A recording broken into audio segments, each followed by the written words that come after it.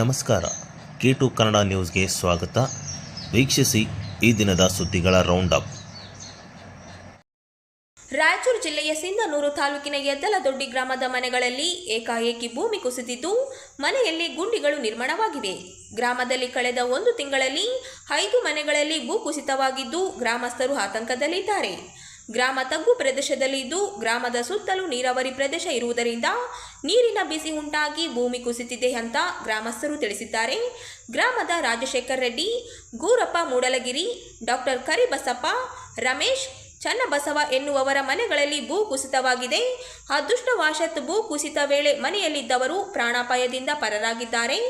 ಗುಂಡಿಯಲ್ಲಿ ಬಿದ್ದಿದ್ದ ಮಹಿಳೆಯೊಬ್ಬರನ್ನ ಮನೆಯವರೇ ಕಾಪಾಡಿದ್ದಾರೆ. ಕುಸಿದ ಭೂಮಿಯನ್ನ ಸರಿಪಡಿಸಿ ಗುಂಡುಗಳನ್ನ ಮುಚ್ಚಿ ಜನ ಅಲ್ಲೇ ವಾಸ ಮಾಡುತ್ತಿದ್ದಾರೆ. ಗ್ರಾಮದಲ್ಲಿನ ಪರಿಸ್ಥಿತಿ ಬಗ್ಗೆ ಸಿಂಧನೂರು ತಾಲೂಕು ಆಡಳಿತ ಗಮನಕ್ಕೆ ತರಲಾಗಿದ್ದು ಯಾವುದೇ ಪ್ರಯೋಜನವಾಗಿಲ್ಲ. ಅಧಿಕಾರಿಗಳು ಹಿರಿಯ ಭೂ ವಿಜ್ಞಾನ ಇಲಾಖೆ, PWD, PRED ಇಲಾಖೆ ಅಧಿಕಾರಿಗಳ ತಂಡದಿಂದ ಪರಿಶೀಲನೆ ನಡೆಸಲು ತಾಲೂಕು ಆಡಳಿತ ಮುಂದಾಗಿದೆ. ಭೂ ಕುಸಿತವಾದ ಮನೆಗಳ ಮಾಲೀಕರಿಗೆ ಪರಿಹಾರ ನೀಡಬೇಕು ಅಂತ ಗ್ರಾಮಸ್ಥರು ಒತ್ತಾಯಿಸಿದ್ದಾರೆ.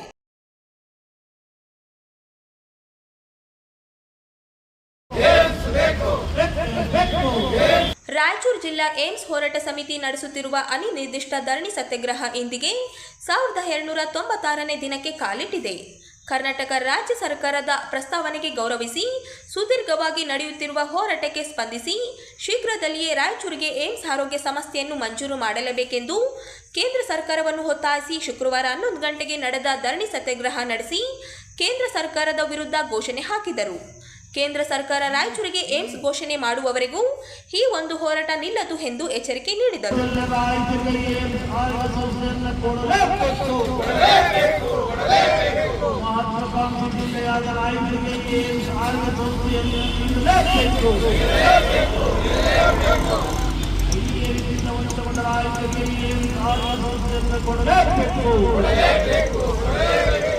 ಪ್ರಾದೇಶಿಕ ಸಮತೋಲನ ನಿವಾರಣೆಗಾಗಿ ರಾಯಚೂರಿಗೆ ಏಮ್ಸ್ ಅನ್ನು ಘೋಷಣೆ ಮಾಡಲೇಬೇಕು.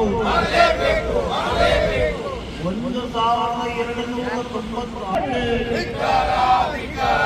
ನಿರಂತರವಾಗಿ 3.5 ವರ್ಷ ಕಳೆದು 4ನೇ ವರ್ಷಕ್ಕೆ ಬಂದಿರುವ ಈ ಹೋರಾಟಕ್ಕೆ ನಿರ್ಲಕ್ಷ್ಯ ವಹಿಸಿರುವ ಕೇಂದ್ರ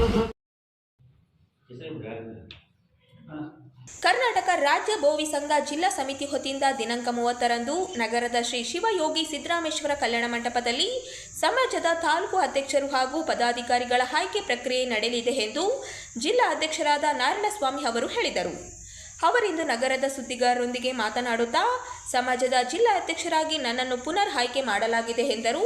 ಈ ಸಭೆಯಲ್ಲಿ ಗ್ರಾಮೀಣ ಸಮಾಜದವರು ಮತ್ತು ಮುಖಂಡರು, ಯುವಕರು ಪಾಲ್ಗೊಂಡು ಜಿಲ್ಲೆಯ ಅಧ್ಯಕ್ಷರು ಮತ್ತು ಸರ್ವ ಸದಸ್ಯರ ಒಮ್ಮತದಿಂದ ತಾಲೂಕು ಅಧ್ಯಕ್ಷರನ್ನು ಆಯ್ಕೆ ಮಾಡಲಾಗುತ್ತದೆ. ಸಮಾಜದ ಜನರು ಹೆಚ್ಚಿನ ಸಂಖ್ಯೆಯಲ್ಲಿ ಭಾಗವಹಿಸಿ ಆಯ್ಕೆ ಮಾಡಬೇಕು ಮನವಿ ಮಾಡಿದರು.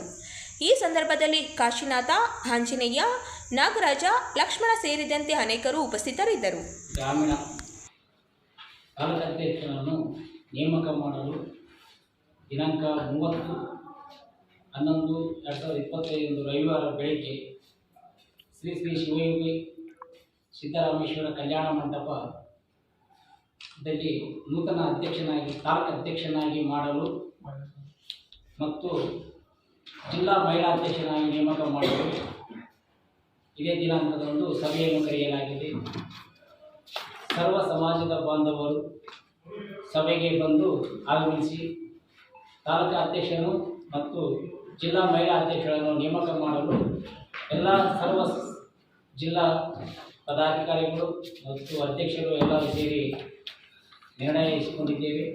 ಅದಕ್ಕೆ ಎಲ್ಲರೂ ಬಂದು ಸಭೆಗೆ ಒಗ್ಗಟ್ಟು ಕಾರ್ಯಕ್ರಮವನ್ನು ಯಶಸ್ವಿಗೊಳಿಸಬೇಕೆಂದು ಈ ಮುಖಾಂತರ ತಮ್ಮೆಲ್ಲರಿಗೆ ಅಭಿನಂದಿಸಿಕೊಳ್ಳುತ್ತೇನೆ.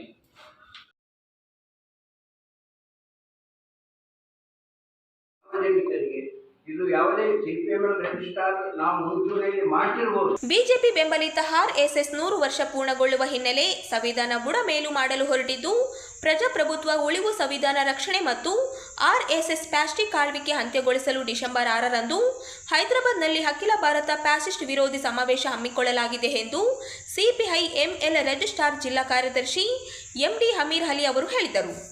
ಅವರಿಂದು ನಗರದ ಸುದ್ದಿಗಾರರೊಂದಿಗೆ ಮಾತನಾಡುತ್ತಾ RSS ಈ ದೇಶಕ್ಕೆ ಮಾರಕವಾಗಿದೆ. ಬಿಜೆಪಿ ಆರ್ಎಸ್ಎಸ್ಗೆ ಚುನಾವಣೆ ಆಯೋಗ ಅಂಗಸಂಸ್ಥೆಯಾಗಿ ಕೆಲಸ ಮಾಡುತ್ತಿದೆ ಎಂದರು. ಇದರಿಂದ ಪ್ರಜಾಪ್ರಭುತ್ವ ವ್ಯವಸ್ಥೆ ಧಕ್ಕೆ ಆಗಲಿದೆ ಎಂದರು. ದೇಶದ ಉಸಿರು ಸಂವಿಧಾನ. ಇಂತಹ ಸಂವಿಧಾನಕ್ಕೆ ಆಪತ್ತು ಬಂದದಾಗಿದೆ.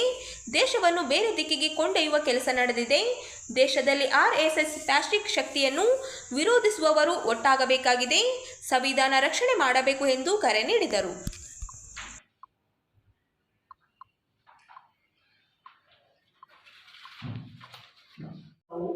RSS ಫ್ಯಾಸಿಸಂ ವಿರುದ್ಧ ಸಂಘಟಿಸಿದ್ವಿ. 1 ಜನವರಿ 30 ಲಿಂಗ್ಸ್ಕೂಲ್ನಲ್ಲಿ, ಮೊನ್ನೆ ಸೆಪ್ಟೆಂಬರ್ 27ರಂದು ಚಿಕ್ಕಮಗಳೂರಿನಲ್ಲಿ. ಈಗ ಅಖಿಲ ಭಾರತ ಮಟ್ಟದ 14 ರಾಜ್ಯಗಳನ್ನು ಒಳಗೊಂಡು ಇದರಲ್ಲಿ ದಲಿತ, ಹಿಂದುಳಿದ, ಮುಸ್ಲಿಂ, ಇತರೆ ಪ್ರಗತಿಪರ ಸಂಘಟನೆಗಳು ಒಳಗೂಡಿ ಈ ಒಂದು ಅಖಿಲ ಭಾರತ ಫ್ಯಾಸಿಸ್ಟ್ ವಿರೋಧಿ ಸಮಾವೇಶ ಹೈದರಾಬಾದ್ನಲ್ಲಿ ನಡೆದಿದೆ. ಇದರಲ್ಲಿ ಪ್ರಮುಖವಾಗಿ ಏನು RSS ಈ ದೇಶದ ಬಹುತ್ವವನ್ನು, ಈ ದೇಶದ ಸಂವಿಧಾನವನ್ನು, ಈ ದೇಶದ ಯಾವತ್ತು ದುಡಿಯುವ ವರ್ಗದ ದಮನಿತ ಜನರನ್ನು ಇವತ್ತು ತುಳಿಯುತ್ತಾ ದೇಶದಲ್ಲಿ ಧರ್ಮ, ಜಾತಿ, ಕೋಮು ಭಾವನೆ ಇವತ್ತು ಹೆಚ್ಚು ಮುನ್ನೆಲೆಗೆ ಬರ್ತಾ ಇದೆ. ಯಾರಿಗೂ ದೇಶದಲ್ಲಿ ರಕ್ಷಣೆ ಇಲ್ಲ. ಸಂವಿಧಾನ ಅಂಗವಾಗಿ ಸಂವಿಧಾನ ಇವತ್ತೇ ಹಾಡಗಳಿಗೆ ಕಗ್ಗೋಲೆ ಆಗ್ತದೆ, ಸಂವಿಧಾನಕ್ಕೆ ಧಕ್ಕೆ ಬರ್ತದೆ, ಆಪತ್ತು ಬರ್ತದೆ. ಹಾಗಾಗಿ ಪ್ರಜಾಪ್ರಭುತ್ವ ನಾಶ ಆಗ್ತದೆ. ಡೆಮೊಕ್ರೆಟಿಕ್ ಅನ್ನೋದು ಈಗ ಬಿಹಾರ ಎಲೆಕ್ಷನಲ್ಲಿ ನೋಡ್ಬೋದು. ಚುನಾವಣೆ ಕಮಿಷನ್ನೇ ಬಿಜೆಪಿ ಅಂಗಸಂಸ್ಥೆಯ ಕೆಲಸ ಮಾಡಿದ್ದನ್ನು ಕಾಣಬಹುದು. ಪ್ರಜಾಪ್ರಭುತ್ವಕ್ಕೆ ಯಾವುದೇ ಮಾನ್ಯತೆ ಇಲ್ಲ.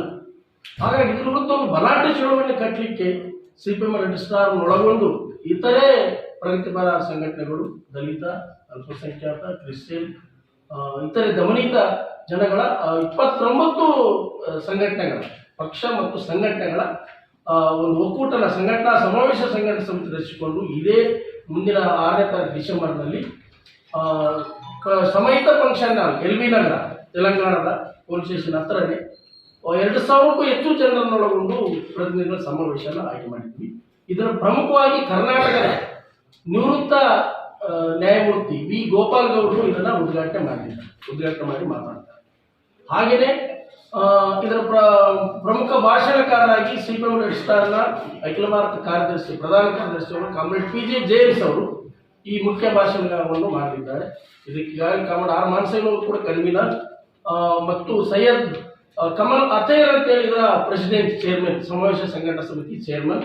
ಉಳಿದಂತೆ ಎಲ್ಲ ಪ್ರಮುಖರು ಭಾಷಣ ಮಾಡಿದರು. ಇನ್ನೊಬ್ಬರು ಕರ್ನಾಟಕದ ಪ್ರಮುಖ